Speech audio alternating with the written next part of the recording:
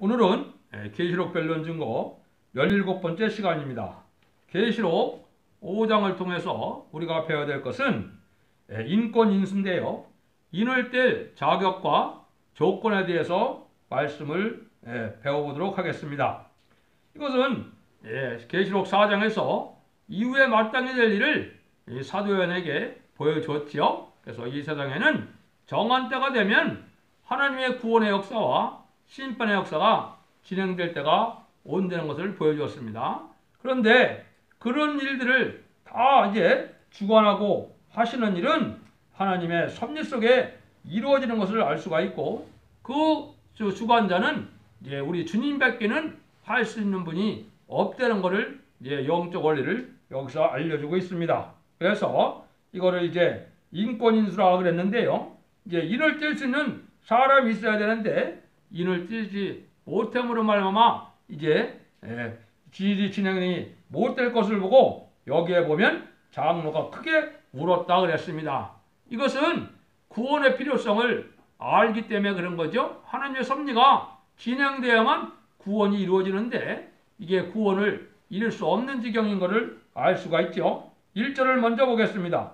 내가 보매 보좌에 앉으신 이의 오른손에 책이 있으니 안팎으로 썼고 일곱원으로 봉하였더라 그랬죠.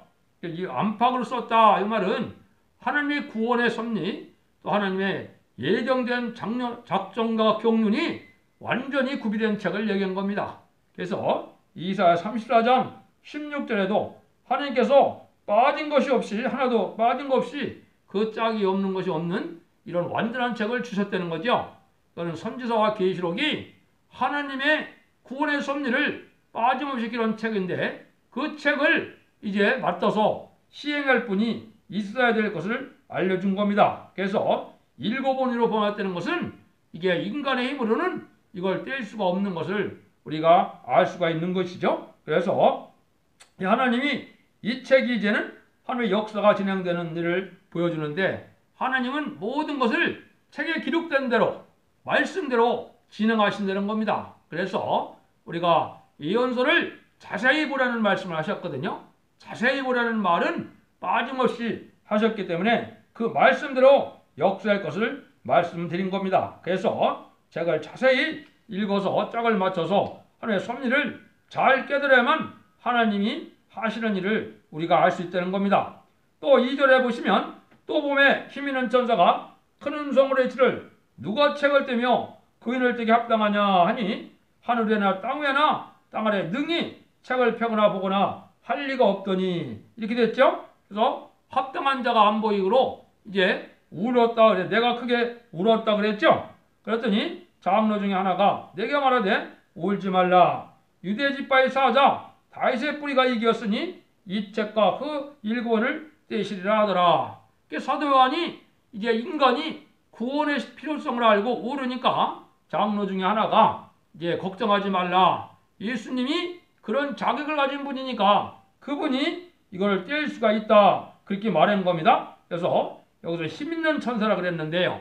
힘있는 천사는 소식을 전하는 가브리엘 천사를 뜻한 겁니다. 그래서 이것을 이제 인간들에게 이제 진행하고 시행할 수 있다는 것을 알려주는 겁니다. 그래서 우리가 그러면 왜 주님만이 이것을 할 수가 있느냐? 그거를 이제 말씀을 이제 해보는 겁니다. 그러면 여기 아까 장로 중에 하나가 유대 지파의 사자의 다윗의 뿌리라고 그랬죠.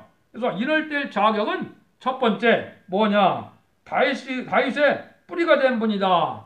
다윗의 자손만 갖고는 안 되고 인성만 갖고는 안 되고 다윗의 뿌리는 신성이라고 그랬죠.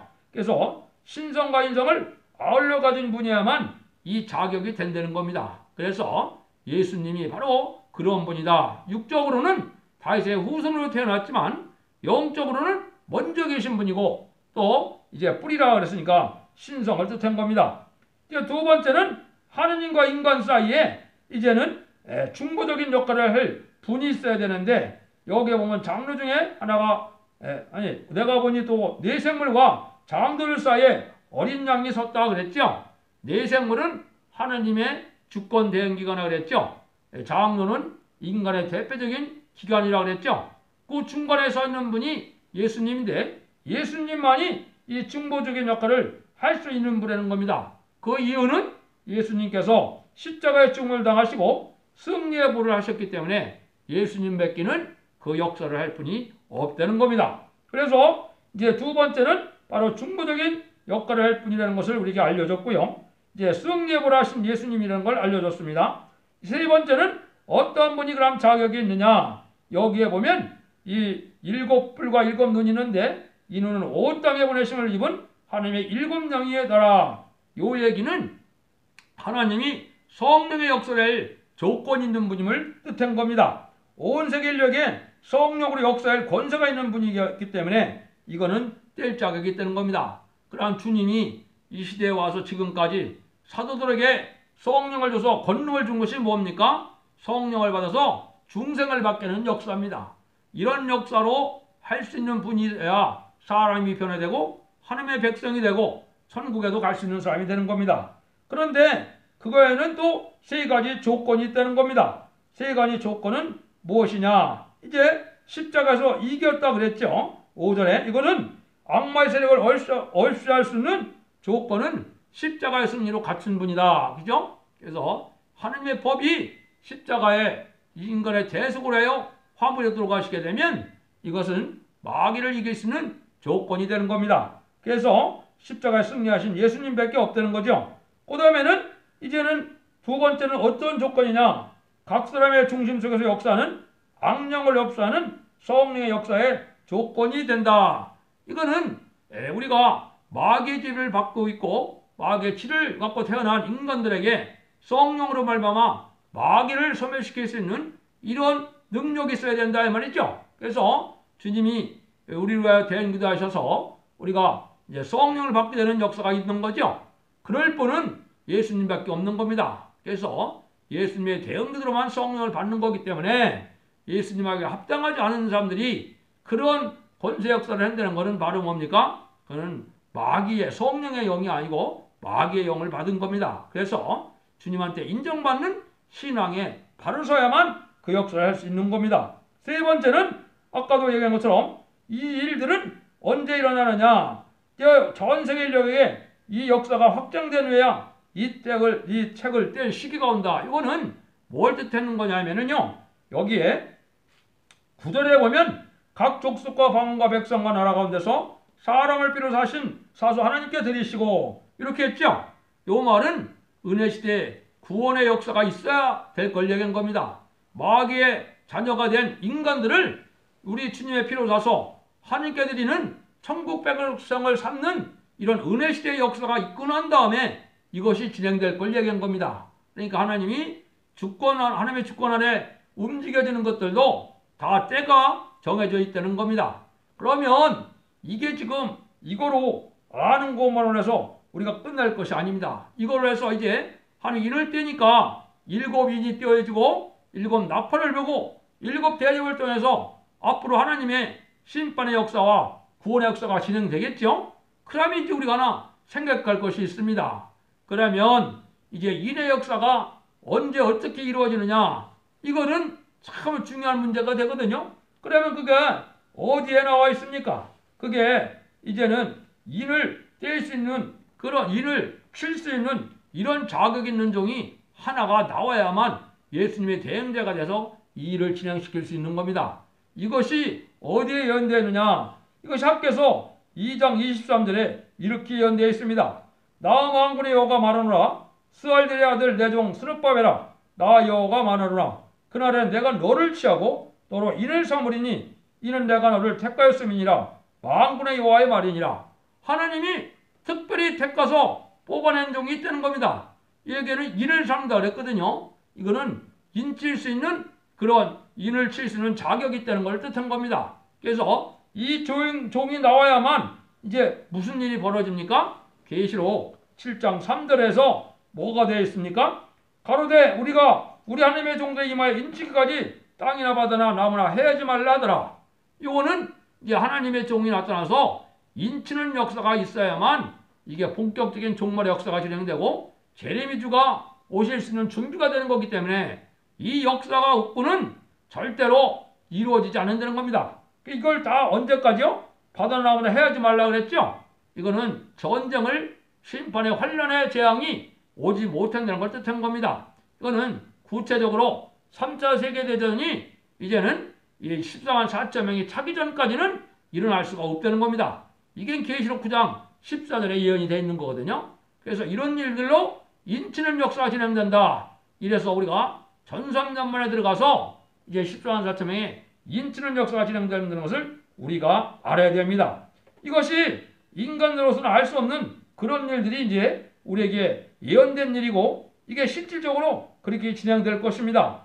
그러면 이런 일들이 하는 것 자체는 이제 바로 보호자 앞에는 7명의 역사로 진행된다는 겁니다. 그래서 심판의 다림줄을 가지고 이제는 청량을 해서 합당한 자에게 이제 하나님이 중보기도를 하게 해서 인을 치는, 그래서 하나님의 영을 받는 그런 역사가 올 것을 얘기한 겁니다. 5장 7절에는 그래서 예수님이 이제는 오른손에 책을 취한다 그랬죠. 그래서 하나님이 이러한 권세를 예수님이 그한테 권세를 허락해서 모든 일이 진행될 것을 보여주는데, 예수님이 십자가에 돌아가셨기 때문에 만왕의 왕이 돼서 그 자격을 가졌다는 거죠. 그것이 구체적으로 요한복음 5장 20절에는 심판을 다 아들에게 맡기셨다 그랬습니다. 그래서 심판의 권세가 하느님이 하시는 게 아니고 아들에게 맡겼다 이렇게 했거든요. 또 이 마태복음 28장 18절에서는 하늘과 땅의 권세를 모두 다 내게 주셨다 이렇게 얘기를 하셨어요.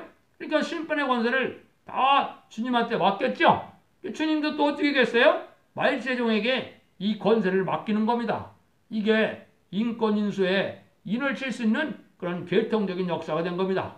이 일을 알 자가 세상에 있겠습니까? 이건 하나님의 섭리 속에서 이루어지는 것을 우리가 알 수 있는 겁니다. 그래서 인을 칠 수 있는 것은 인을 먼저 하나님의 영을 받은 종이 나와서 그 분량이 차고 모든 것이 합격해야만 이런 일들이 되는 것이고, 이게 하나님의 주권적인 사랑 속에 정한 시간 내에 다 이루어질 수 있도록 되는 겁니다. 근데 그래서 이 책을 지하심에 이 일들을 이제 해서 인봉을 떼게 합당하기 때문에 이제는 그런 일들이 진행될 것을 얘기했는데, 아까 얘기했듯이 나라와 백성 가운데서 사람들을 비롯해서 하나님께 드리시고 저희를 우리 하나님 앞에서 나라와 제상을 삼으셨으니 저희가 땅에서 왕노릇 하려다 하였다 이랬죠. 요거는 이제 은혜시대 역사가 지나고 이제 말세종들로 왕과 제상을 삼는 역사가 있을 것을 얘기한 겁니다. 그래서 왕권 받은 종들이 제사장의 사명을 감당하는데, 지금까지는 예수님께서 피로 사서 하나님께 드리는 역사가 있었지만은 말세종들에게는 이사야 66장 21절에 있는 것처럼 이제는 말세종들을 통하여 하나님의 백성을 이제는 새 시대로 인도하는 그런 제사장의 삶을 감당하는 겁니다. 물론 성국인종은 14만 4천 명을 일으키는 역사를 하는 거죠. 이것이 이사 49장 6절에는 야곱의 지파를 일으키는 일이다. 이게 계시록 7장 3절에는 각 지파에게 14만 4천 명을 인치는 역사로 진행될 것을 얘기한 겁니다. 그래서 이런 일들이 이제 진행될 것을 우리에게 보여주는데, 여기에 이제 특별히 한 가지 나오는 게 뭐냐? 이제는 성도들의 이제 향이 가득한 기도들의 기도접을 가졌다 그랬죠. 이거는 기도가 결정적으로 이게 계시록 8장에 보면 성도들의 기도가 이제 순교자의 기도가 합해져서 하나님의 역사가 심판의 역사를 응답이 내려올 때 되는 일을 얘기했고, 9절에서는 새노래를 불어 가로되 그랬어요. 이 새노래라는 말이 나오는데, 이 새노래는 단지 새로 진 노래를 얘기한 게 아닙니다. 이거는 여호와의 찬송이거든요. 지금까지는 예수님의 속죄 구령의 역사를 이런 부활승천에서 구원의 역사를 노래한 것이 지금까지의 찬송인데, 이 여호와의 찬송은 심판과 새 시대를 할 때 왕권 받은 종들이 세상을 심판하는 역사를 이제 부르는 노래가 이 새노래인데, 이 새노래도 인간이 칠 수가 있는 것이 아니고 하느님이 24장로를 통하여 인간에게 알려준 겁니다. 그래서 새노래를 부르는 것은 아주 이게 필수적인 겁니다. 그런 기도를 할 수 있는 인간이 없기 때문에 하나님께 기도로 갖고 응답해 주려는 내용이 바로 여호와의 찬송인 새노래입니다. 그걸 여기 이제 5장 9절에 말씀을 한 겁니다. 근데 그때 이제 천사들이 많다 그랬죠. 11절에 그 수가 만만이요 천천이라. 뭐 숫자적으로 보면 1억 1억 100만이 되나요? 그러면 이런 많은 숫자가 있는데 이런 거는 하나님의 세계에서 하나님의 영을 하나님이 부리는 영인데 이런 모든 만물이 하나님의 뜻대로 움직여져서 찬송을 드리는 것을 여기에 이제 말씀을 한 겁니다. 그래서 그 영광을 이제 하나님께 돌리고 그 생물들에게 이제는 장로들도 다 경배하는 일을 진행한 것을 우리가 볼 수 있습니다. 이거는 인간 종말의 역사가 이 하나님의 주님의 이제 주권적인 역사 속에 하나님이 허락한 주권적인 역사 속에 모든 일들이 증해서 하나님의 섭리가 이루어지는데 그 이루어지는 역사가 계시록이 이제 6장부터 진행이 되는 거죠. 그래서 이것이 모든 것이 승리하는 것은 계시록 19장에 가서 백마탄 군대가 아마겟돈에서 이기는 일로 끝을 맺음으로 이 세상은 완전히 통일되고 악인과 시인이 없어지고 이제는 의인만이 살아서 이전 정도 회복되어짐으로 모든 일들이 이제 이루어지는 겁니다. 그래서 이 땅에 창조의 하나님의 창조의 목적을 달성하는 그런 시기가 도래하는 겁니다.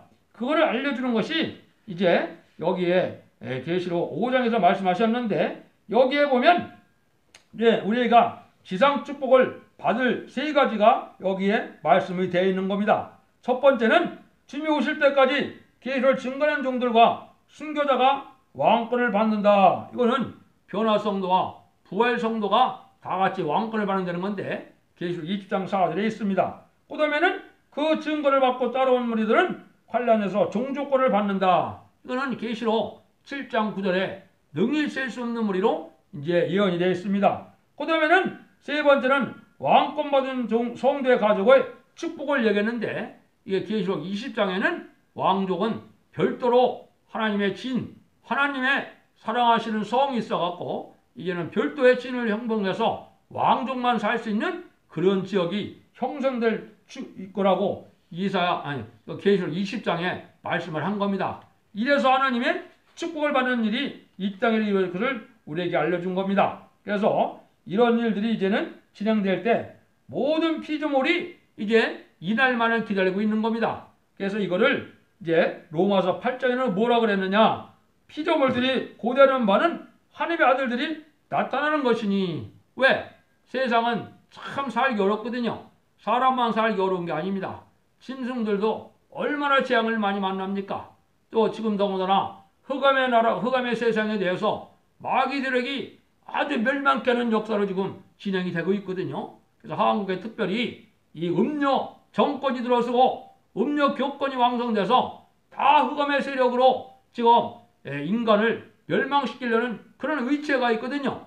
그런 시간이 됐기 때문에 하나님의 말세종의 역사가 진행될 것을 지금 보여주는 겁니다. 그 말씀이 지금 여기에 이 변론을 통해서 그 말씀의 승리하는 방법을 알려주는 때가 온 겁니다. 그래서 모든 일들이 하나님의 섭리 속에 이루어져서 하나님의 놀라운 구원의 섭리가 이 땅에 이루어지므로 이제는 하나님의 창조 목적을 달성하는 일이 본격적으로 진행될 것을 보여준 겁니다. 그래서 그 합법적으로 이루어진다는 것을 우리가 잘 아시고 그 말씀대로 순종해서 인간 종말의 마지막 법인 예언의 법을 지켜서 이제 구원의 복을 누리시기를 간절히 축원드립니다. 감사합니다.